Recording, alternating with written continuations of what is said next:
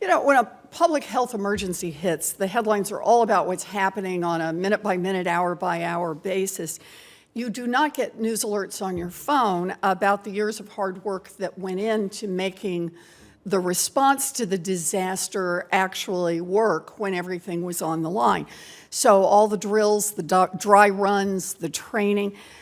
But I understand these are the investments that we have to make in our nation's preparedness and our response capabilities if we're going to be ready when an emergency strikes. So I want to talk about one specific type of investment today, and that is investing in the therapies or the medical countermeasures that save lives when disaster strikes. So vaccines for anthrax or Ebola or influenza, products to protect us from radiation exposure, next generation antibiotics.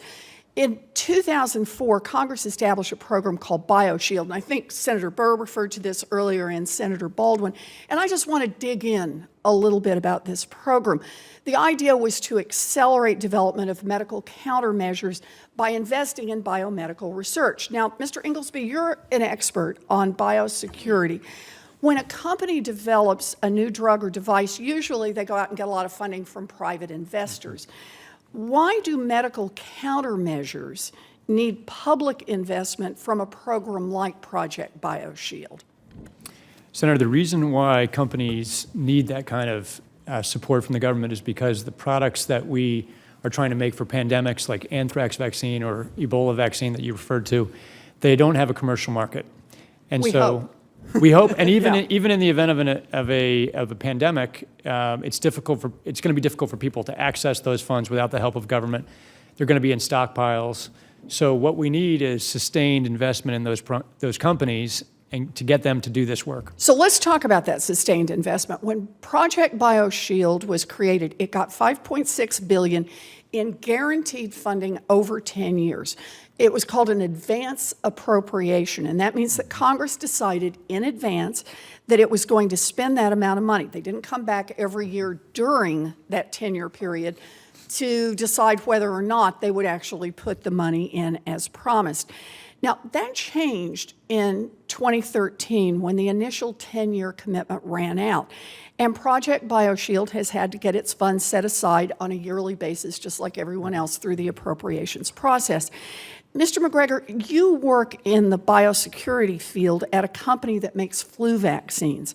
The authorization levels for Project BioShield, that's what Congress says we could spend on it, have stayed exactly the same since 2013. Is that right?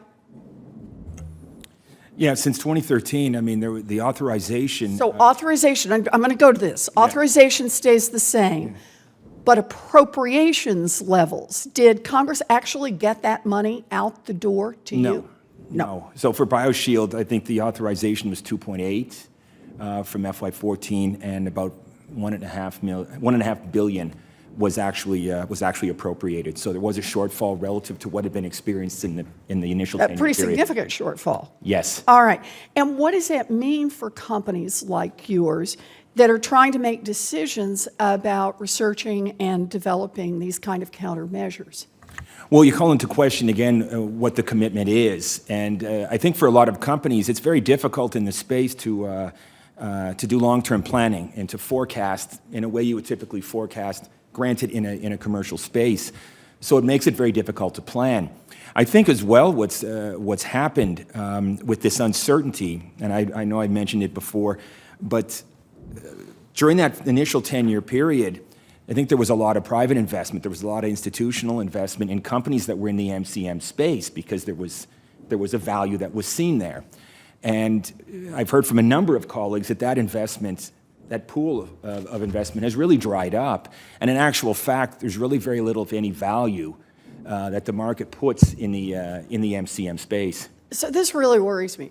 You're telling me it's a market that only works if the federal government makes the investment, and that the yearly appropriations process is not working in this field. I think that's what I'm hearing from the two of you.